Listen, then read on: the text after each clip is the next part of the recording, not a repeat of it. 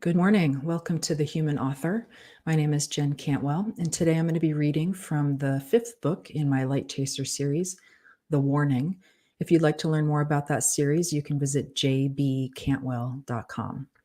Something else that I wanted to talk about today is that I have a blog going over at thehumanauthor.com. And the past couple of blog posts have been about my recent experiences using AI for brainstorming and also just testing it, see what it does when you ask it to write something. So I'm still very much devoted to doing my drafting without the use of AI, but it has been kind of interesting to see what the technology can do. So go check it out at thehumanauthor.com. Okay, I'm going to go ahead and read yesterday's work. But I didn't have it in me to run. I found I was exhausted after the fight, and I couldn't keep up with the others. Kenneth must have realized, for he turned around looking for me. "What are you doing?" he called. "I can't do this alone." He was right, but I was unable to help. My chest was still tight from the battle, from the trauma of it all. Being attacked by several beasts had been enough for me to hit my limit. I I can't keep up," I said. "I'm sorry. We'll have to go slower." Kenneth frowned, then ran back toward me. "Are you all right? What happened?" "What happened?" "I'm just out of breath is all," I said. "Aren't you?" But I suddenly found myself leaning over again, pinpricks of panic spreading across my back. "I should go up ahead," he said. "If he's still active." "No," I said. "It's too dangerous. We just need to move more slowly. I'll be okay." I was surprised when Kenneth didn't argue with my request. Had it been a request, or was it an order? It didn't seem to matter. All I cared about was that the two people I'd brought with me on this dangerous journey were okay. Finally, I moved forward in the direction of the fallen Wick. Brennen came up behind me, taking my hand in his. I looked up at Kenneth. "Thank you. I don't want you getting hurt." Kenneth brandished his club, then looked at me. "I think I could have taken him, but you're right. We've spent too much time apart, and it's been too risky for us to split as we have." I was surprised that there was no anger in his voice, as I'd been the one to leave them each time. "Okay," I said. "Let's all promise to stick together at all costs. I desired to be doing this alone any longer." And it was the truth. Maybe that had been my problem the whole time, because each time I'd gone off on my own, it had had a bad outcome. I was tough. There was no doubt about that, but I was human too, and I needed the help of others if I was going to survive. If any of us were. Kenneth squeezed my shoulder, then turned in the direction of the Wick. "We'll have to be more careful than ever. Whatever you do, don't let that shield down, okay?" I nodded. It appeared my ability to dole out further instruction had been wiped out of me. Instead, I let lead the way. With 3 sets of eyes scanning ahead, I hoped we would find him soon. Torin might be upon us at any moment, and I took heart in the fact that no more Wicks had yet appeared. We walked toward a set of hills covered in oak. Suddenly, walking beneath their protective branches, I felt at ease. They reminded me of the sleeping tree, the place where I had found solace and safety growing up. Those days were over now, the tree destroyed, but I still remembered.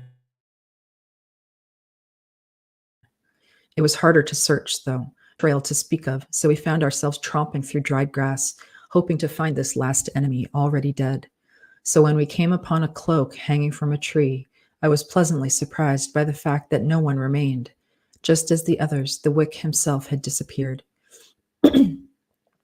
It wouldn't be so easy, though. Clearly in the grass, a trail moved away from the cloak's location. He was still out there. I froze, staring around, looking up at Kenneth's concern and down at Brennen's frightened one. Where had he gone? "Follow the trail, I guess," Kenneth said. This time it was he who took my hand first. This might have surprised me under different circumstances, but my feelings toward Kenneth had never been anything other than innocent. But I thought back to what he'd told me, to the way he'd thought about me as our history had slowly developed. Still, I took nothing but comfort from the feeling of my hand in his. He was so familiar to me. It was almost like we were family. I supposed we were, in a way. Kids didn't grow up in the slums without making connections. We all had so much in common, after all. Brennen took his other hand, and the three of us moved forward as one, following the unintended trail closely. It didn't take us long to find him, and to see him was alarming. He was not a monster, but a man. He lay on the ground, face first in the dirt, stark naked from head to toe, and he was out cold.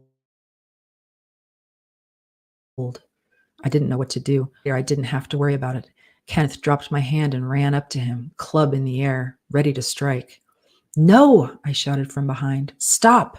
Not yet!" Kenneth paused, looking up at me with a frown. But he didn't have time to ask us questions, for a moment later I took off at a run after him. When I reached his side, I looked down at the injured Wick, confused. "Why did you stop me?" Kenneth said, not taking his eyes off the Wick's body. He held tightly to his club. I'm not sure why I didn't want him to kill him in that moment. I understood that his death would have to be imminent, but I wanted to get a good look at him first. I'd never seen behind a cloaked Wick before. I walked carefully around the body, taking care not to disturb it, trying to figure out if he was, in fact, dead. But no, his breathing was rattling in his chest, and his eyes were shut tight. I wondered if he was in pain. "We can get information from him," I finally said to Kenneth. "I've never seen one like this. They've always been nothing more than vapor. How had this man come to be?" "It's a trap. I know it," Brennen said quietly from behind. He was watching the Wick intently, wringing his hands in front of him. "I say hit him with the club." He looked up at Kenneth and nodded his head. But Kenneth only looked at me, seemingly unwilling to move forward without my blessing. He didn't get it, my blessing. Instead, I took off my cloak and draped it over the Wick's body. What might he master? I knelt down beside him, Kenneth hissing from behind. "Be careful. I don't like you getting that close." He was right, but my curiosity was getting the better of me. I reached out and shook the man's shoulder, but he didn't respond. Then I closed my eyes and reached out with my mind. "Where are you? Who are you?" He didn't answer, but I found that his own consciousness was growing, sprouting from that grain of sand like a flower in the spring. Suddenly, I could hear his thoughts. They were far away. What happened? I stood up, surprised, and took a couple of steps back. Kenneth raised his club again, but I put one hand on his arm as a warning. I closed my eyes again. "I think you should tell us first. Where do you come from?" With this question, his body shook visibly. Was he scared? Cold? He opened his eyes, and Kenneth raised his club once more. As much as I wanted to put distance between myself and this man, if that was what he was, I needed to keep Kenneth from killing him. "I think we should give him the light," I said. "Are you crazy?" Kenneth said. But suddenly I felt anything but crazy. I felt something I hadn't felt for a while, powerful. I turned to Kenneth. "Give me the bat," I said, an unmistakable order. Kenneth frowned at me, and it was impossible to ignore the fact that his hands had in fact tightened around the wood. I held out my hands, waiting. Finally, after back and forth between us a couple of times, he sighed heavily and held out the bat. "Don't worry," I said. I held it firmly in my right hand, ready to pounce if necessary. But I didn't think it would be necessary.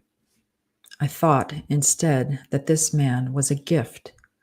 "Give me a vial," I said. "Trust me." Kenneth huffed, but then he did as I requested and dug into the bag I was still wearing on my back. A moment later, he produced one of those deliciously translucent of light. I turned to take it, holding the bat out to Brennen. Brennen looked up at me, confused. "I don't want any of us losing our heads," I said, glancing at Kenneth, who scowled. "I won't forget this," he warned. Brennen took the bat silently, holding it up above his head with two hands. I've got your back. His eyes fixated on the man. I smiled. I know you do. I took the light from Kenneth, then turned back to the man, kneeling down once more. Help you. You have to be careful not to drink too much. Not only did I not want him to drink the entire vial so that we could save it, but I didn't want him getting suddenly powerful off the stuff. I was the only one of our trio with magic, and I was tired. I wasn't sure if I was up for another battle so soon after the last. Help me turn him over, I said to Kenneth. He looked at me for a moment. The look on his face made me think he was judging whether or not I had lost my mind. Maybe I had, but he knelt beside me, and together we gripped onto the man's body and rolled him until he was face up. Suddenly, I regretted having touched him at all. His face was old and gray, as if he had lived for 1,000 years. What had we discovered? What was this being after all? But it was too late now. I had only the basic desire to kill him because of his association with Torin, but I felt strongly that we had much to learn before we decided his fate. I pulled the stopper out of the over, tipping a few drops of it upon his lips. At first he didn't respond, eyes staying shut, but then he squinted, shaking his head back and forth.